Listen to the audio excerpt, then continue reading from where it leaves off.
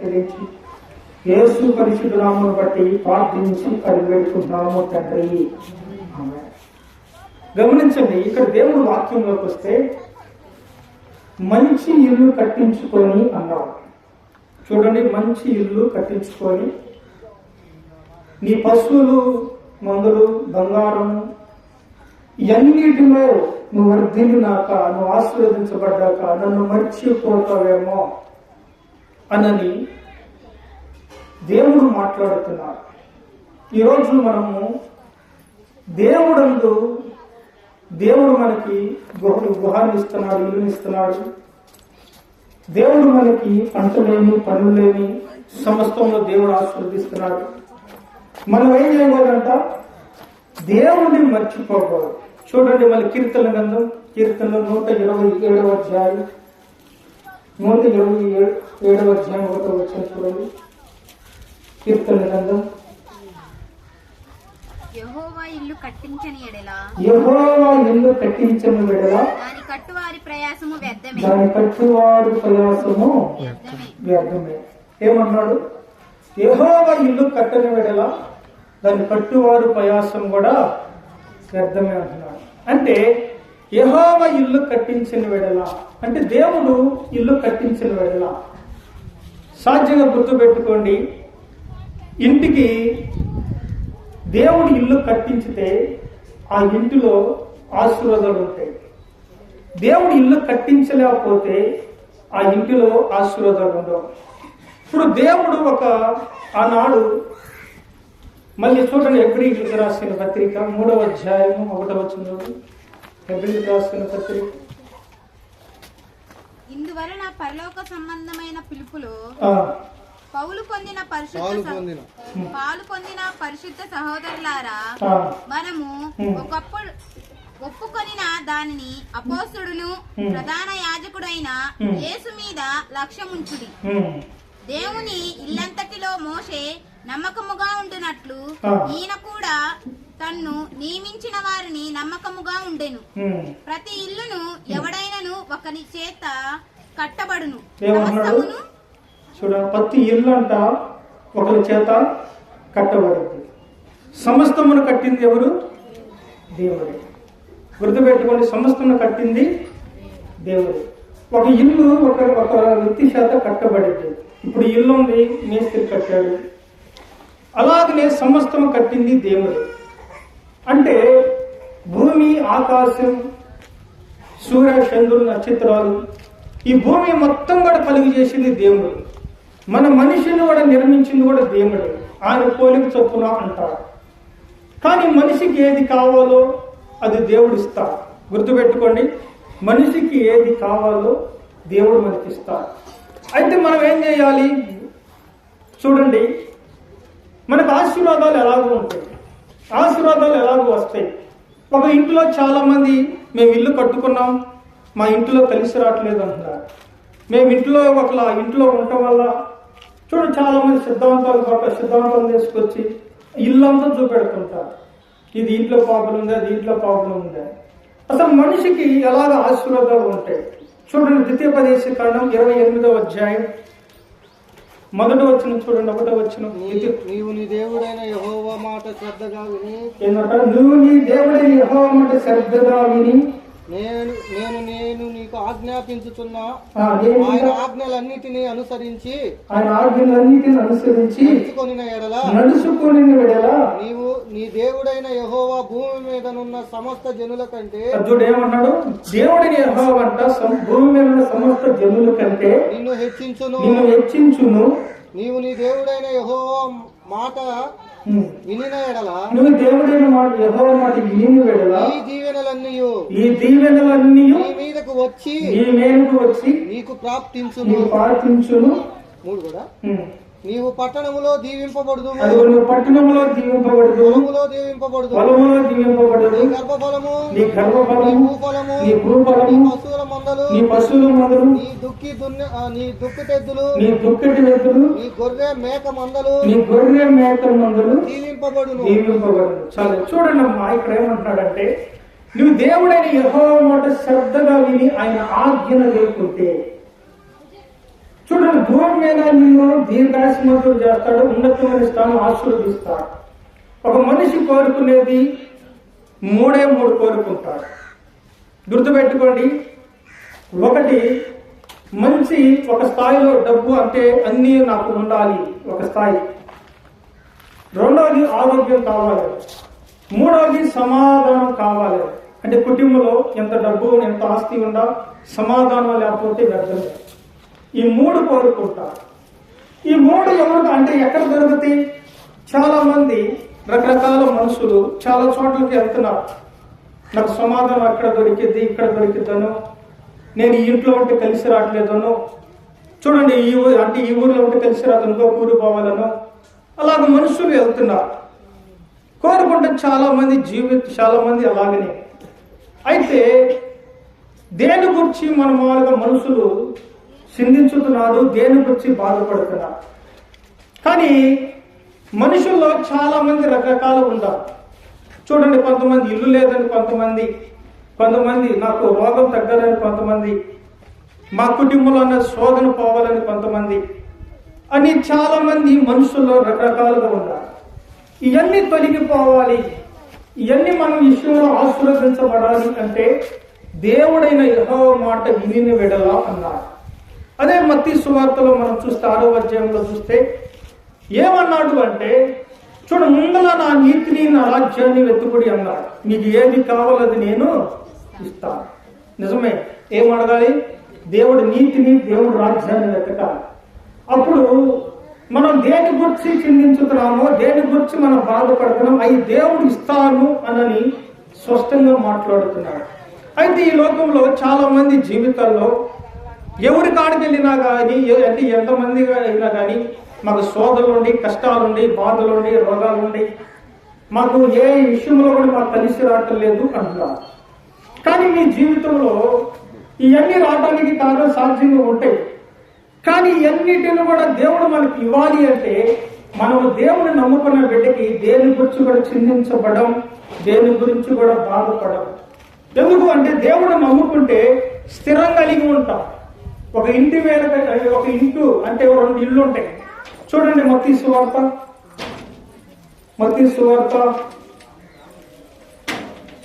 చూడండి 7వ అధ్యాయం 24వ వచనం. మత్తయి సువార్త 7వ అధ్యాయం. కాబట్టి నా మాటలు విని వాటి చొప్పున చేయు ప్రతి వాడును తన ఇల్లు కట్టుకొనిన బుద్ధిమంతుని పోలి ఉండును. ఎవరి మాట వినాలి? దేవుడు మాట. ఎవరి మాట? ద్వితీయోపదేశ కాండలో ఏమన్నాడు? నా మాట విని నా ఆజ్ఞలు గైకొన్నప్పుడు. చూడండి, నీ పట్టణంలో దీవించబడతావు, నువ్వు ఏ ఇంటిలోకి వెళ్ళినా దీవించబడతావు.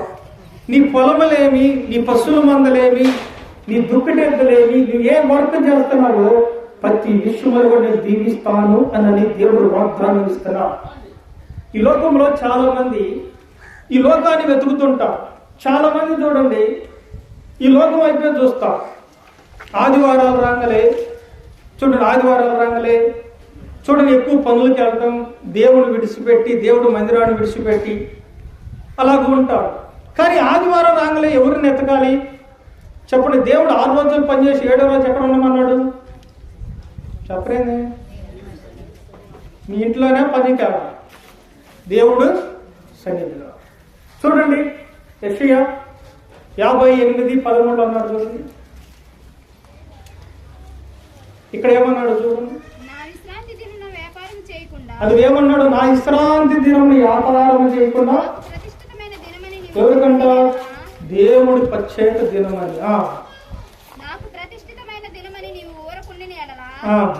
విశ్రాంతి దినం మనోహరమైనదనియు యెహోవాకు ప్రతిష్ఠిత దినమనియు ఘనమైనదనియు అనుకొని దాని ఘనముగా ఆచరించిన ఎడల నీకిష్టమైన పనులు చేయకయు. ఏమన్నాడు? నీకు ఇష్టమైన పనులు చేయకయు, వ్యాపారము చేయకయు,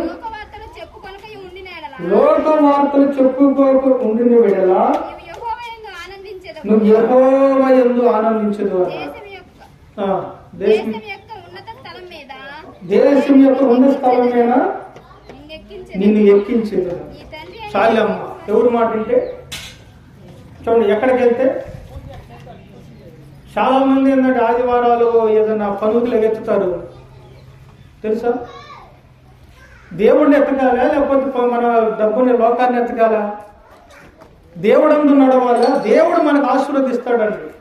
నువ్వు ఎంత పని చేసినా, నువ్వు ఎంత డబ్బు సంపాదించాలని ప్రయాసపడ్డా, నీదంతా కూడా దేవుడు లేకుండా అన్ని జీరో అవుతాయి. ఒక రోగం చాలు, గుర్తుపెట్టుకుని, ఒక రోగం చాలు. ఏది హాస్పిటల్కి వెళ్తే 2 లక్షలు కావచ్చు, 10 లక్షలు కావచ్చు. ఇక నీ ఇల్లు కాదు, నీ అన్నీ అమ్ముకోవాల్సి వచ్చింది. కానీ దేవుడు సంతోషం కావాలన్నా దేవుడే, మనకు మంచి ఆరోగ్యం ఇవ్వాలన్నా దేవుడే, మనల్ని కాపాడాలి అన్నా దేవుడే, మనల్ని అన్ని విషయంలో కూడా దీవించాలన్నా దేవుడే. ఎందుకంటే ఇప్పటికి 18 సంవత్సరాలు నాకు బాగలేనప్పుడు నాకు నోటంటి రక్తం పడుతుంటే ఆ పెదనాన్న మందిరంలో బండేశారు. నన్ను మా అమ్మ తీసుకెళ్ళి పెదనాన్న మందిరంలో బండేశారు. పెదనాన్న ప్రార్థన చేసి సేవకుల చేత 12 మంది సేవకులను పిలిపించి నా కొరకు ప్రార్థన చేయించాడు. ప్రార్థన చేయించేప్పుడు అన్నాడు, నువ్వు సేవకుడు అవుతావు అన్నాడు. హల్లెలూయా, సేవకుడు అవుతావు అన్నాడు.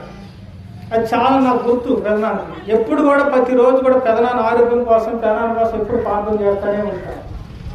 హల్లెలూయా, పరిచర్య కోసం. ఎందుకంటే ఎంత మటుకు ఆరోగ్యం ఇచ్చింది కూడా దేవుడే. నాకు ఈరోజు ఒక స్థాయిలో పెట్టాడంటే దేవుడు ఎతకబట్టి ఈరోజు ఇక్కడ కూర్చున్న మీలో మొట్టమొదటి మనం చదువుకున్న మంచి ఇల్లు కట్టించుకొని నీకు పశువులు మందలు అన్ని కూడా నువ్వు విస్తరించినాక చూడు నన్ను విడిచిపెట్టి వెళ్ళిపోతావేమో అని ఆనాడు దేవుడు ఇశ్రాయేలు ప్రజలతో మాట్లాడాడు. ఈరోజు అదే దేవుడు ప్రతి మనిషితో మాట్లాడుతున్నాడు. ఎందుకు అంటే నేనే సత్యం, నేనే మార్గం, నేనే జీవం. నన్ను వెతికితే, నన్ను నా యందు ఉంటే, నా యందు నడిస్తే, నా యందు విశ్వాసం కలిగి ఉంటే ప్రతి విషయంలో కూడా నేను నిన్ను దీవిస్తాను అన్నాడు. ఈ రోజుల్లో చాలా మంది నా బిడ్డలకు వివాహం కాలేదని కొంతమంది అప్పులు పాలేదని కొంతమంది శోధనలు సమస్యలతో ఉండవని కొంతమంది, ఇవన్నీ కూడా ప్రతి వాళ్ళు చెప్పుకుంటా ప్రతి చోటికి వెళ్తుంటారు. కొన్ని సిద్ధాంతాల ప్రకారికి వెళ్తారు, మాంత్రుల దగ్గరికి వెళ్తారు, ఎవరికి వస్తే వాళ్ళ వైపు చూస్తారు. కానీ అవన్నీ కాదండి. నువ్వు దేవుడి దగ్గర కూర్చుంటే ప్రతి విషయంలో కూడా దేవుడు ఆశీర్వదిస్తాడు. నిజమా? దేవుడు నిన్ను ఆశీర్వదిస్తాడు, దేవుడు నిన్ను కాపాడుతాడు. కానీ మొట్టమొదటి నువ్వు చేయాల్సింది ఏంటంటే రక్షణ. ఈ లోకంలో ఈ భూమి మీద ఎవరు స్థిరం కాదు. చూడండి, ఒక వాక్యం చెప్పి ముగిస్తా. యోహాను సువార్త 14వ అధ్యాయము 2వ వచనం చూడండి. 14వ అధ్యాయం 2వ వచనం.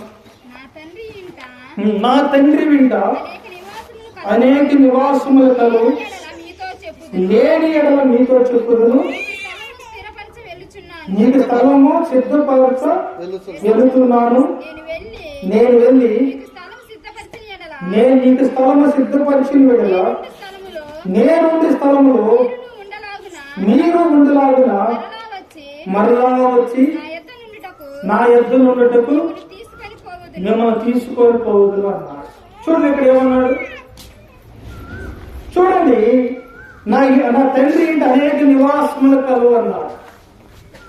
అనేక నివాసములు కలవు, నేనుండే స్థలంలో మీరు ఉండలాగని అన్నారు. గుర్తుపెట్టుకోండి, నేనుండే స్థలంలో అంటే యేసుక్రీస్తు దేనికోసం ఈ భూమి మీదకి వచ్చిందంటే మనల్ని ఆయన ధనవంతుడయ్యి ధనికుడిగా ఆయన ఈ భూమి మీద ధనికుడిగా వచ్చి మనల్ని ధనవంతులుగా చేయడానికి ఆయన ఈ భూమి మీదకి వచ్చాడు. ఈ భూమి మీదకి వచ్చి ప్రతి మానవుడి కోసం బలైపోయాడు. ఇక్కడ కూర్చున్న దేవుడు కులానికి కాదు, మతానికి కాదు, సమస్తానికి అంటే ఈ లోకానికి కాదు, కానీ ఒక ఊరికి ఒక గ్రామానికి కాదు, కానీ యేసుక్రీస్తు మానవులందరి పాపం కోసం బలి అర్పణ అయ్యాడు. ఆయన మానవుల పాపం కోసం బలి అర్పణ అయ్యి రక్తాన్ని సిందించి ఆయన మన కోసం ఒక లోకాన్ని సిద్ధపాటు చేయడానికి, అదే పరలోకం. ఈ లోకంలో ఏది స్థిరం కాదు, ఏది శాస్త్రం కాదు, ఏది స్థిరమైనది లేదండి. పరలోకం స్థిరమైనది. యేసు ప్రభు నువ్వు ఉండటానికి, నేను ఉండటానికి ఈ భూమి మీద ప్రతి మానవుడు చూడండి, అందరికి మరణం ఉంది. పాపం ద్వారా, ఆజ్ఞ ద్వారా పాపం వచ్చింది. ఆ ఆజ్ఞ కొట్టివేసి ఆ పాపం నుంచి విడిపించటానికి యేసుక్రీస్తు లోకానికి వచ్చాడు. యేసుక్రీస్తు మన కోసం ప్రాణం పెట్టాడు. యేసుక్రీస్తు మన కోసం రక్తాన్ని చిందించాడు. యేసుక్రీస్తు ద్వారాగా మనిషి పాపం పోయి, చూడండి, మనిషి శాపం పోయి, ఏ కుటుంబమైన శాపం ఉంటుంది 3 తరాలు. ఆ శాపం పోయి, పాపం పోయి ప్రతి వ్యక్తి కూడా పరిశుద్ధులుగా తీర్చబడతారు. తీర్చబడాలి అంటే పరలోకమై ఉన్నది. హల్లెలూయా. అది యేసుక్రీస్తు రక్తము ద్వారాగా. యేసుక్రీస్తు అంతే అన్నాడు, ఆయన మార్గమై ఉన్నాడు, ఆయన జీవమై ఉన్నాడు, ఆయన సత్యమై ఉన్నాడు. కాబట్టి ఆయన ద్వారాగా దేవుడి దగ్గరికి మనం చూడండి పరలోకానికి వెళ్తాం. కాబట్టి ఆయన నీ కోసం మరణించబడ్డాడు, నీ కోసం రక్తాన్ని సిందించాడు. కాబట్టి ఆయన ఒక స్థలాన్ని సిద్ధపాటు చేయడానికి వెళ్ళాడు. ఈ భూమి మీద ఎవడు కాదు, ఇది నా ఇల్లు అంటే ఈ ఇంట్లో బెటర్, చచ్చిపోయినాక అక్కడ రోడ్డు మీద పెడతారు, తీసుకెళ్ళి సమాధులు వేస్తారు, సమాధి చేస్తారు. కానీ స్థిరము ఏది మనిషికి స్థిరంగా, ఈ లోకంలో ఇల్లు, డబ్బు, ఈ లోకంలో అన్నిటిని వెతుకుతారు. కానీ దేవుని వెతికేవాడు లేడు. దేవుడు వెతికేవాడు లేడు. నువ్వు దేవుడు వెతికేవాడి భూమి మీద నీకు ఇల్లు ఇస్తాడు. అన్ని సమస్తం, అన్ని విషయంలో ఉన్నతమైన స్థానంలో దేవుడు దీవిస్తాడు. నువ్వు అనేక అప్పిచ్చుదు కానీ అప్పు తీసుకోవని అన్నాడు. నువ్వు అందరికీ దీవెనకరంగా ఉంటావు. తర్వాత నువ్వు దేవుడు నమ్ముకుంటే, నువ్వు నీ కుటుంబం కూడా దేవుడు నమ్ముకుంటే పరలోకానికి వెళ్తారు. కాబట్టి దేవుడు విశ్వాసం కలిగి ఉండండి, భయం కలిగి ఉండండి. రాకట రాబోతుంది, త్వరలో రాబోతున్నాడు. యేసుక్రీస్తు రక్తంలో కడగబడండి. ఆయన ద్వారాగా రక్షణ ఉన్నది. ఆయన ద్వారాగా పాపంపై పరిశుద్ధులుగా తీర్చబడతారు. కాబట్టి ఈ గుహాన్ని దేవుడు దీవించాడు. పెదనాన్న కూడా, పెదనాన్న కూడా మారు మనసు రావాలి. యేసునామ కార్యం జరుగుతుంది కాక. దేవుడి కొద్దిమాడి దేవుడికి ఇచ్చిన ప్రార్థన చేసుకుందాం. మన మధ్యలో పెదనాన్న ఉన్నాడు. కాబట్టి మహోన్నతుడా, పరిశుద్ధుడా తండ్రి, సూత్రాలు చెల్లిస్తున్నాము తండ్రి. సొంతరాన్ని బట్టి, పెద్దమ్మను బట్టి, దేవా అక్కాయలను బట్టి, బావలను బట్టి తండ్రి, వాళ్ళకి ఇచ్చిన బిడ్డలను బట్టి దీవించు అయ్యా. కేవలం కుటుంబాలను బట్టి దీవించి ఆశీర్వదించమని కోరుతున్నాం. దేవాయేశ్వయ పెదనాన్న పరిచర్యను కూడా దీవించు. పరిచర్యను కూడా దేవాయేశ్వయ, దేవా పరిశుద్ధుడు వాళ్ళు చేస్తున్న పరిచర్యను దీవించి, వాళ్ళ కుటుంబాలను దీవించమని కోరుతున్నాం. ఈ సేవకుడు కుటుంబాన్ని ఏది కొద్దులేక సమృద్ధి చేతండి. అలాగే ఇక్కడ కూడి వచ్చిన ప్రతి వ్యక్తులు కూడా స్వస్థత, రక్షణ, సమాధానం పరచు అయ్యా. రక్షణ లేని వాళ్ళకి రక్షణ దయచేయి. ప్రతి కుటుంబం కూడా దీవించు అయ్యా. దేవా పరలోకానికి వెళ్ళడానికి నువ్వు సహాయం చేసి, నాజరేయుని యేసు నామమున ఏ ఆత్మ నశించిపోకూడదు. ప్రతి బిడ్డ కూడా మేమందరం ఈ రాజ్యంలో ఉండడానికి సహాయం చేయమని కోరుతూ, ఈ కుటుంబం దీవెనకరంగా ఒక గృహం ద్వారా ఎలాగ ఆశీర్వదించబడ్డారు మందస్సం, అలాగే మందస్సం తండ్రి నువ్వు మందస్సంగా నిలిచి ఈ కుటుంబానికి, ఈ కూటానికి వచ్చిన బిడ్డలు వీళ్ళందరూ కూడా దీవించి, ఈ కుటుంబాన్ని కూడా కుటుంబాన్ని ఆశీర్వదించి నాజరేయుని యేసు నామమున దీవించున్నాము తండ్రి. మీ అందరికీ శ్రమించిన పాస్టర్ గారు.